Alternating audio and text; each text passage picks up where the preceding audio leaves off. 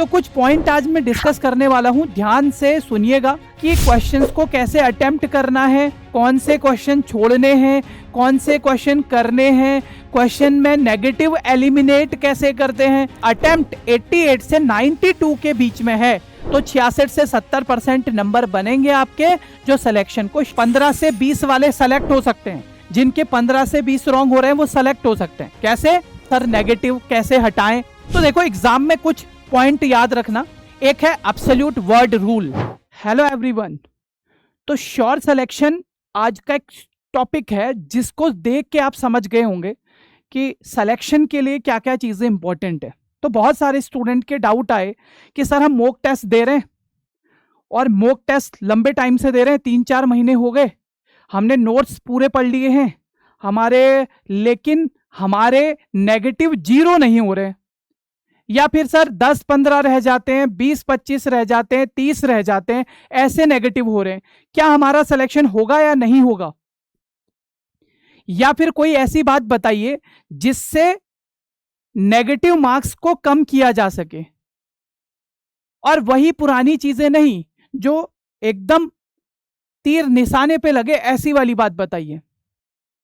तो आज मैं इसी टॉपिक के बारे में बातचीत करूंगा। सबसे पहले मैं बताऊंगा कितने क्वेश्चंस एग्जाम में आपको अटेम्प्ट करने चाहिए, जो हर एक स्टूडेंट का सवाल आता है। चाहे आप नॉरसेट का एग्जाम दे रहे हो, नॉरसेट का, या फिर अभी हाल ही में जो फॉर्म भरे हैं आपने एसजीपीजीआई का, या फिर आप फॉर्म भर रहे हो पीजीआई चंडीगढ़ या संगरूर का, या फिर आप पेपर दे रहे हो केजीएमयू का, या आप कोई सा भी पेपर दे रहे हो, वहां पे आपको नेगेटिव कंट्रोल करने बहुत ज्यादा जरूरी होते हैं। तो कुछ पॉइंट आज मैं डिस्कस करने वाला हूं, ध्यान से सुनिएगा। मैं ये भी बताऊंगा कि क्वेश्चंस को कैसे अटेम्प्ट करना है, कौन से क्वेश्चन छोड़ने हैं, कौन से क्वेश्चन करने हैं, क्वेश्चन में नेगेटिव एलिमिनेट कैसे करते हैं, कितने क्वेश्चन एलिमिनेट करने चाहिए, कितने अटेम्प्ट करने चाहिए, अगर आपने इतने अटेम्प्ट किए तो क्या होगा, कम अटेम्प्ट किए तो क्या होगा, गलत इतने हुए तो क्या होगा, ज्यादा गलत हुए या कम गलत हुए तो क्या होगा। तो सारी बातें आज के इस छोटे से लेक्चर में हम करने वाले हैं।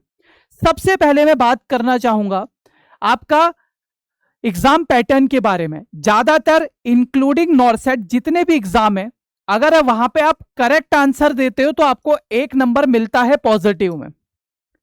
एक क्वेश्चन सही हुआ तो 1 नंबर आपको मिलेगा।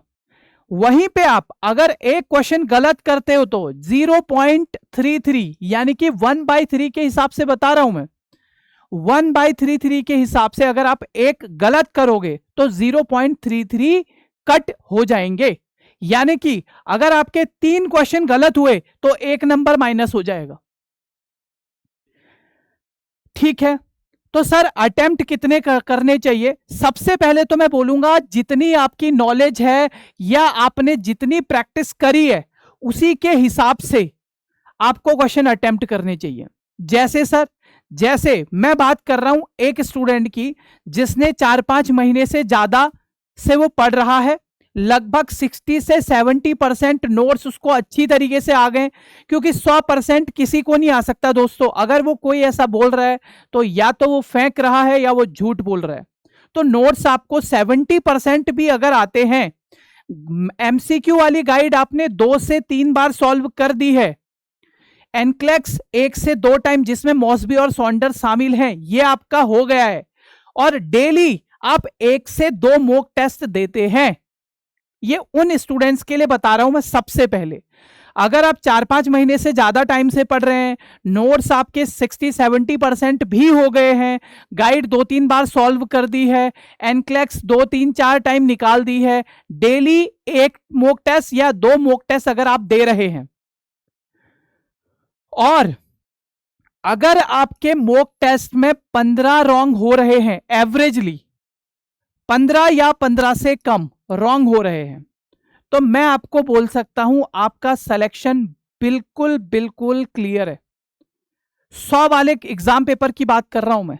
सपोज करो आपने 100 वाला पेपर आप कर रहे हो और आपने केवल 90 या 88 क्वेश्चन भी अटेम्प्ट किए, मतलब आपने जो अटेम्प्ट किए वो थे 88 आउट ऑफ 100, ये है आपका नॉर्मल। अगर आपने 88 भी अटेम्प्ट किए और मैं मानता हूं इसमें से 15 कम हो गए, तो 88 में से जब आप 15 कम करते हो, तो 88 में से 15 कम कर लेते हैं हम, लगभग 73 आए दोस्तों। 88 में से हमने 15 कम किए, तो लगभग 73 या 74 के आसपास आपके टोटल मार्क्स बनेंगे। और 5 नंबर और कम कर दो, आपने 73 में से 5 और कम कर दिए, लगभग 68 to 70% मार्क्स आपके आ जाएंगे और ये सिलेक्शन श्योर करवा देता है। आप देख लेना, चाहे आप अभी तक की कितनी भी एसजीपीजीआई की कितनी भी की उठा के देख लो, पेपर उठा के देख लो, या केजीएमयू का पेपर उठा के देख लो, या फिर आप देख लो नॉर्सेट का उठा के, तो किसी भी पेपर में अगर आपके 68 से 70% मार्क्स आ जाते हैं, तो इसमें तो आपको ज्यादा डाउट लेने की जरूरत है ही नहीं। अब कितने अटेम्प्ट करने चाहिए, कितने नेगेटिव होंगे तो क्या होगा, ऐसी बात, ये तो एक पर्सन की बात हो गई, पर ऐसे ही बहुत सारे लोग होते हैं।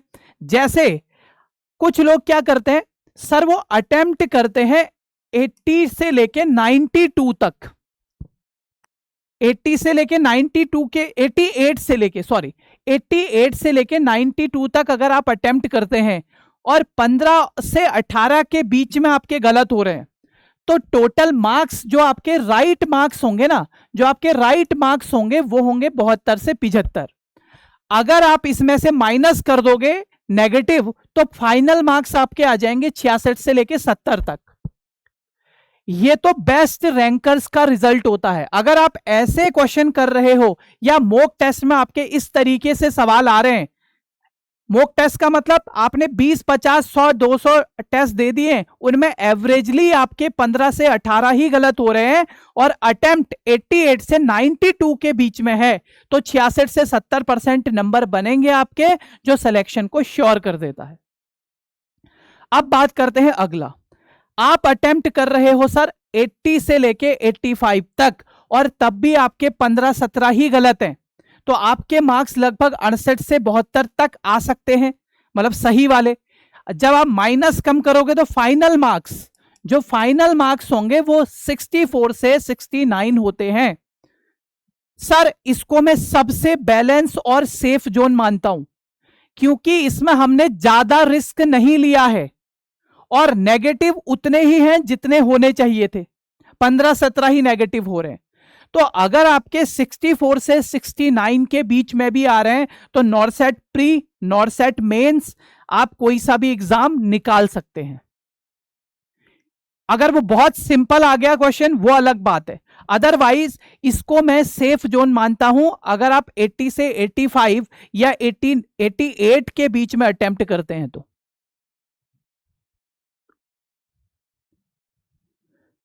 ये सेफ जोन है।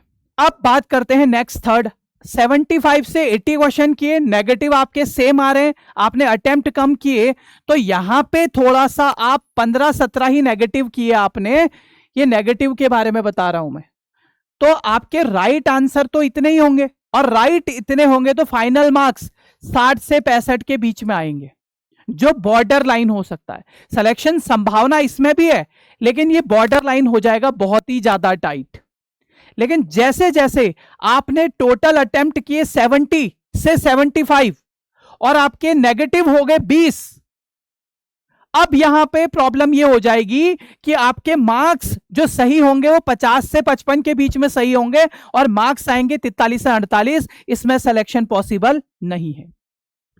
अब कई ऐसे भी होंगे जिनके 20 से भी ज्यादा गलत होते हैं, उन्होंने 70-75 अटेम्प्ट किए और उसमें से भी 25 गलत हो गए, तो फाइनल उनके राइट आंसर हुए 45 से 50 और 37 से 42 या 45 तक ही मार्क्स आते हैं, और इसमें तो सिलेक्शन असंभव है, क्वालिफाई भी नहीं हो पाएगा। तो सबसे पहले तो अगर आपने पूरी तैयारी कर रखी है और आपके मॉक टेस्ट में जो नेगेटिव होते हैं लगभग वो इतने होते हैं, 15, 17, 18 होते हैं, तो आप उसी के हिसाब से अटेम्प्ट करें। पॉइंट नंबर 2, इसमें आप सेफ जोन पे आ सकते हैं। आपने बहुत ही ज्यादा पढ़ाई करी है तो आप 88 से 92 के बीच जा सकते हैं, अगर आप उससे ज्यादा करते हैं तो नेगेटिव होने के चांस बहुत ज्यादा है। तो पहला और दूसरा उन स्टूडेंट्स के लिए जिन्होंने मेहनत करी है, लंबे समय से पढ़ रहे हैं, मॉक टेस्ट दे रहे हैं, जैसा टीचर्स ने गाइड किया है, हर एक नोट्स उनको याद है, ऐसे कर सकते हैं। पर अटेम्प्ट कम करने से सिलेक्शन कम होने की भी संभावना है। तो कितने अटेम्प्ट करने में, दोबारा से बता रहा हूं, आपको हमेशा पेपर के लेवल पे, अपनी नॉलेज पे, अपनी प्रैक्टिस के अकॉर्डिंग ही अटेम्प्ट करना है। अब आपने आज तक मॉक टेस्ट दिया नहीं, अब आप कितने भी करो आपको पता ही नहीं है कि आपका नेगेटिव जोन कितना रहता है एवरेजली। या जिन लोगों ने मॉक टेस्ट दिया है उनको पता है उनके 25-26 गलत होते हैं, तो ये बहुत ज्यादा अटेम्प्ट नहीं कर सकते। ठीक है। और अगर जो 70 से नीचे करता है, 25 से ज्यादा रॉन्ग करता है, तो भैया उसके लिए तो उसको दोबारा से रीस्टार्ट करना चाहिए मेरे अकॉर्डिंग। तो अगर 25 से ज्यादा आपके मॉक टेस्ट में गलत हो जाते हैं तो ये बात को ध्यान रखिए कि अपनी प्रैक्टिस को बढ़ाइए।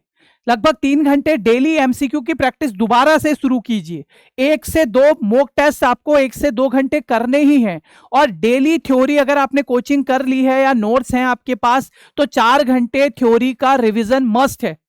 अगर 25 या 20 से ज्यादा गलत हो रहे हैं तो इस प्रोसेस को आपको करना ही पड़ेगा। 1, 2, 3 महीने जितना भी आप कर पाए, तो ये धीरे धीरे अपने आप इंप्रूव होने लगेगा। पर बात यह भी नहीं है, मैं आपको कुछ पॉइंट बताता हूं। 15 से 20 रॉन्ग हो रहे हैं तो आपको क्या करना है, 15 से 20 वाले सेलेक्ट हो सकते हैं। जिनके 15 से 20 रॉन्ग हो रहे हैं वो सेलेक्ट हो सकते हैं। कैसे? जो जितने भी आपके गलत क्वेश्चंस होते हैं ना, उनको एक नोटबुक में नोट्स के फॉर्म में लिखो सबसे पहला, या फ्लैश कार्ड बनाओ। तो उनके गलत, आपका वीक पॉइंट स्ट्रांग हो सकता है। ये रॉन्ग क्वेश्चन क्या है, ये आपका वीक पॉइंट है। और वीक पॉइंट को हमेशा स्ट्रांग किया जाता है। और वो कैसे हो सकता है? बार बार मेरे सेम सवाल गलत होते हैं, बार बार हिमेटोलॉजी के एक सवाल गलत हो जाते हैं, बार बार ऑन्कोलॉजी से गलत हो रहे हैं, बार बार मस्कुलो से गलत हो रहे हैं। तो आपको ये बात ध्यान रखनी पड़ेगी कि आपको वीक पॉइंट को एक सिंपल नोट बना के, या फ्लैश कार्ड आते हैं या वो स्टिकी नोट्स आते हैं, उनमें लिख के अपने नोट्स पे चिपकाइए। स्टिकी नोट्स आते हैं, उन नोट्स को अपने कॉपी में जहां पे थ्योरी लिखी है वहीं पे चिपकाइए और डेली रिवाइज कीजिए। अगर आपके 15 से 20 गलत हो रहे हैं तो आप बॉर्डर लाइन पे हो, 20 से ऊपर तो हो ही बॉर्डर लाइन पे या रिस्क पे, लेकिन 15 से 20 में भी हो तो आपका सिलेक्शन हो सकता है। अभी भी हो सकता है, अगर 20-30 दिन भी आप कर लो ना तो भी आपका सिलेक्शन हो सकता है। मॉक टेस्ट को सही से करना सीखो। अगर आपको बिल्कुल ही क्लू नहीं मिल रहा है तो ऐसे क्वेश्चन को कहां पे स्किप करना है, कैसे एलिमिनेट करना है, यह टेक्निक आपको आनी चाहिए। इसको मैं अभी थोड़ी देर में बताऊंगा, कैसे स्किप करते हैं, किन क्वेश्चंस को एलिमिनेट करते हैं, कैसे एलिमिनेट करते हैं, एग्जाम्पल के साथ बताऊंगा। ठीक है। देखो नॉर्मली क्या होता है ना, नॉर्मली आप 60 एक्यूरेट अटेम्प्ट करते हो। अगर 100 का पेपर है, 50 से 60 क्वेश्चन आपको आते हैं। क्यों? क्योंकि वो बहुत इजी होते हैं या मॉडरेट होते हैं, या डायरेक्ट 20 से 25 प्रीवियस ईयर से आए प्रीवियस ईयर क्वेश्चन पेपर आप उठा लो। अगर 20, 25, 30 क्वेश्चन पेपर भी आप हर साल का उठा लो ना, पिछले 5-10 सालों के 20-25 क्वेश्चन पेपर भी आप उठा लो ना, आपको यह पता लग जाएगा कि 25% पेपर तो कुछ हाई यील्ड टॉपिक से ही आता है, हाई यील्ड टॉपिक से ही आता है। बार बार सिमिलर टाइप के क्वेश्चन रिपीट होते हैं। जैसे आप देखोगे ब्लड का क्वेश्चन, नॉर्सेट का कोई एग्जाम आज तक नहीं आया जहां से सवाल नहीं आए। तो अगर आपको ब्लड नहीं आता तो आप समझ लो कि आपने बहुत ही इंपॉर्टेंट टॉपिक मिस किया है। कैथेटर या ट्यूब या ईटी ट्यूब स्पेशली, या फिर यूरिनरी कैथेटर, इनसे हमेशा सवाल आया है। प्लूरल कैविटी का एक्सरे हमेशा आया है। ठीक है। प्लूरल कैविटी में लंग्स को देख के आपको बताना है इसमें इफ्यूजन है कि नहीं है। आप देखोगे एएसडी, वीएसडी और बूट शेप हर्ट, इनसे हमेशा सवाल बने हैं। आप देखोगे कार्डियोलॉजी में ईसीजी से सवाल बने हैं।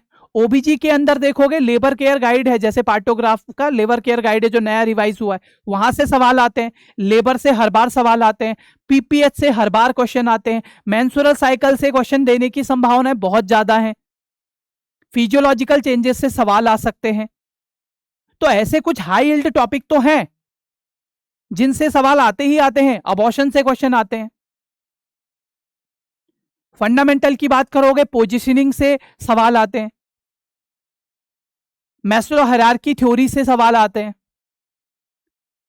कम्युनिटी से बात करोगे, हर साल आप देखोगे इम्यूनाइजेशन से हमेशा सवाल आया है, प्रोग्राम से एक क्वेश्चन आता ही है। माइक्रोबायोलॉजी देखोगे, स्टरलाइजेशन आएगा ही आएगा, वहां से कितने डिग्री पे करते हैं, कैसे करते हैं, किससे किसको क्लीन करते हैं। साइकेट्रिक से देखोगे, एंटी साइकोटिक ड्रग, कोई एग्जाम नहीं है आज तक जिसे anti psychotic drug, hallucination, illusion ना पूछा गया हो। तो आपको इन चीजों को बहुत अच्छे से समझना पड़ेगा कि सवाल आ कहां से रहा है। डाइजेस्टिव की बात करोगे, पैंक्रेटाइटिस से हमेशा क्वेश्चन आए हैं, पेप्टिक अल्सर से हमेशा सवाल आए हैं, कोलेस्टमी से हमेशा क्वेश्चन आता है। तो आपको इन बातों को बहुत अच्छे से समझना पड़ेगा। वो कैसे समझ में आएगा, जब आप पुराने 20-25 साल के जो क्वेश्चन पेपर है ना, 20-25 साल ज्यादा हो गए, 5 से 10 साल के आप पेपर उठा के देख लो, आपको पता लग जाएगा कि जो कंफर्म क्वेश्चन है ना, कंफर्म, वो 60 में से भी 20-30 ऐसे सवाल होते हैं जो डायरेक्ट पुराने पेपरों से आ रहे हैं, और 20-30 ऐसे होते हैं जो आपने नोट्स में लिखे हैं, गाइड में पढ़े हैं। तो 60 तो आपके सही हो गए। अब जो 20 से 25 क्वेश्चन आपको अटेम्प्ट करने हैं, जिनमें आपको कंफ्यूजन हो रहा है, ठीक है, उनमें रॉन्ग आंसर्स को एलिमिनेट करना सीखना होगा। तब जाके आपके 85 के आसपास आप अटेम्प्ट कर पाओगे और सही रिजल्ट आ सकता है। लेकिन फिर से वही प्रॉब्लम, सर नेगेटिव कैसे हटाएं? तो देखो, एग्जाम में कुछ पॉइंट याद रखना। एक है absolute word rule.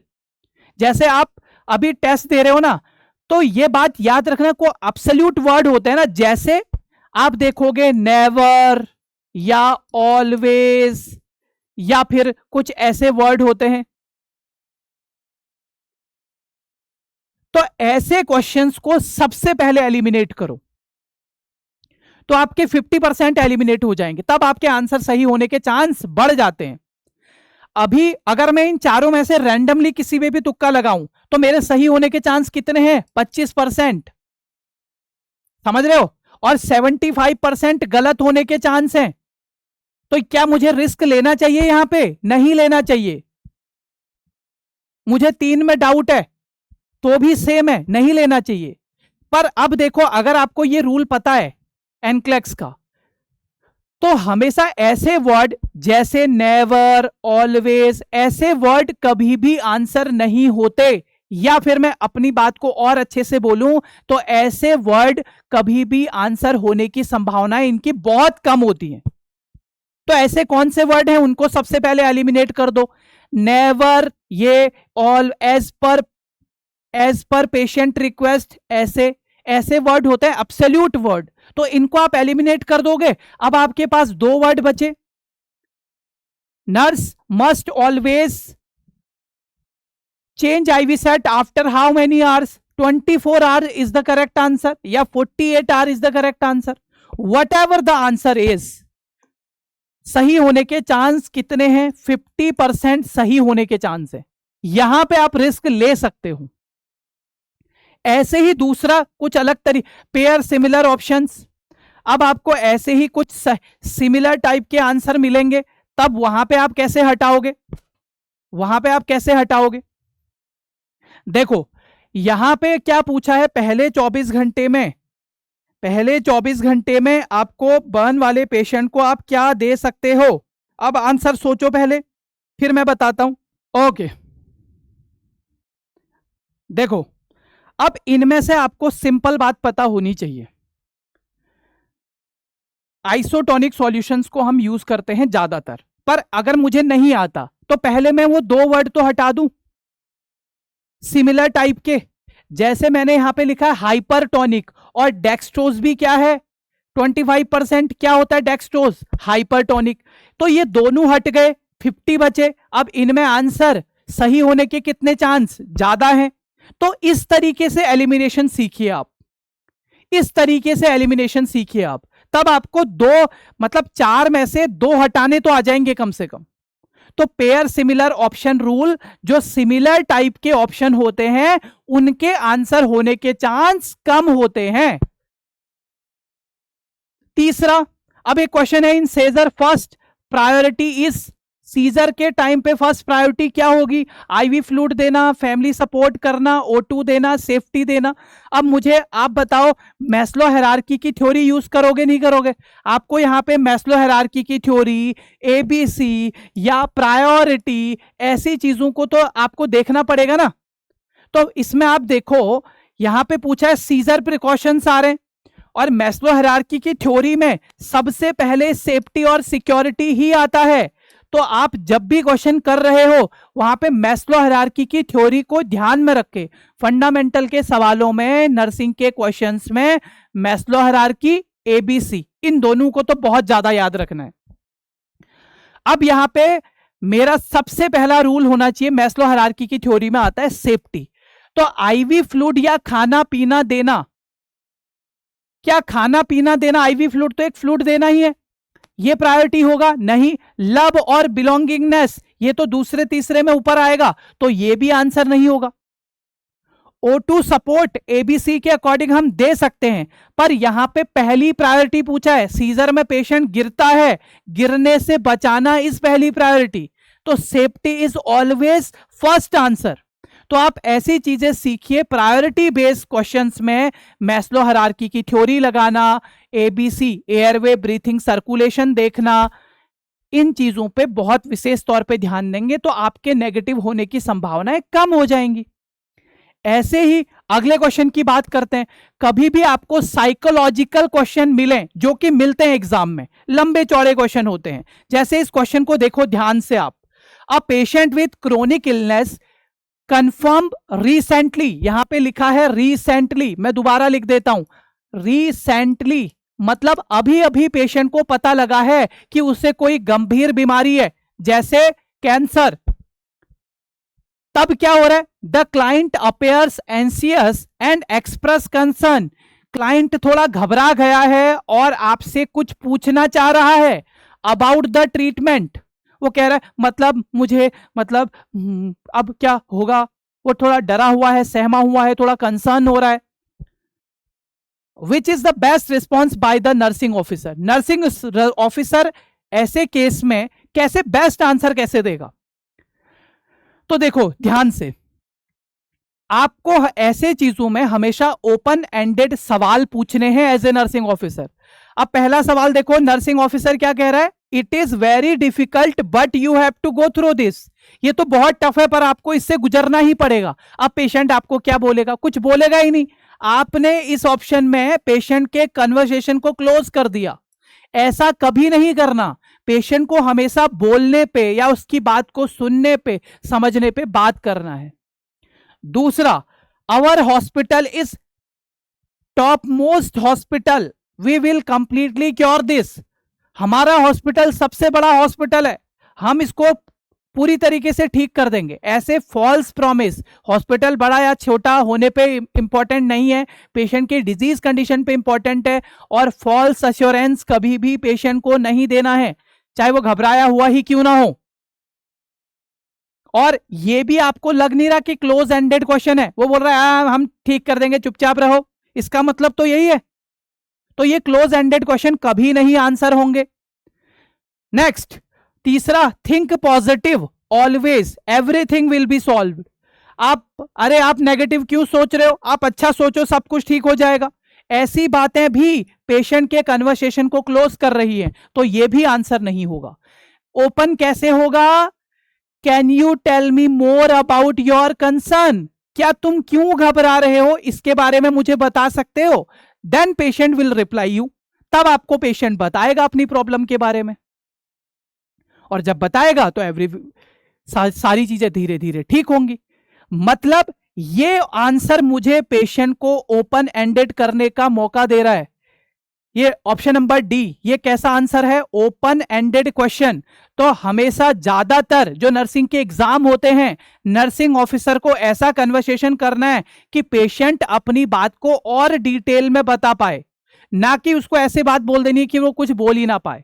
Close ended question never be answer in your exam, always open ended question. तो ऐसे क्वेश्चन भी आपको कुछ मिलेंगे। इसके अलावा आपको नॉर्मल रेंज या लेबोरेटरी वाले कुछ क्वेश्चन मिलेंगे। ध्यान देना, नॉर्मल रेंज जिनकी लैब वैल्यू नॉर्मल है या अब नॉर्मल है, इससे भी आप देख सकते हो। मतलब बहुत सारे ऐसे वर्ड मिलते हैं कि डॉक्यूमेंट करेंगे, कि डॉक्टर को बताएंगे। अब एक क्वेश्चन में दिया है पेशेंट का पोटेशियम लेवल 4.5 है और पेशेंट घबराते हुए आपके पास आ रहा है, आपने चेक किया पोटेशियम का लेवल 4.5 था, तो आप क्या करोगे? डॉक्टर को बताओगे, इमरजेंसी बुलाओगे, ऑपरेशन की तैयारी करोगे, क्या करोगे? तो इस फाइंडिंग को नर्सिंग ऑफिसर का काम है डॉक्यूमेंट करना, क्योंकि ये नॉर्मल वैल्यू है। अब वहीं पे पूछा है पेशेंट को कोई डेंजर साइन आ रहे हैं, जैसे पल्मोनरी, जैसे किसी को डीवीटी होता है तो सांस लेने में कठिनाई होने लग जाती है, या फिर जब पेशेंट का पोटेशियम ज्यादा होने की वजह से डिसएरेथमिया होने लग जाए, पाल्पिटेशन होने लग जाए, या फिर आपने देखा पोटेशियम 7.5 है, तो ऐसे में डॉक्यूमेंट थोड़ी ना करेंगे, ऐसे में करेंगे नोटिफाई।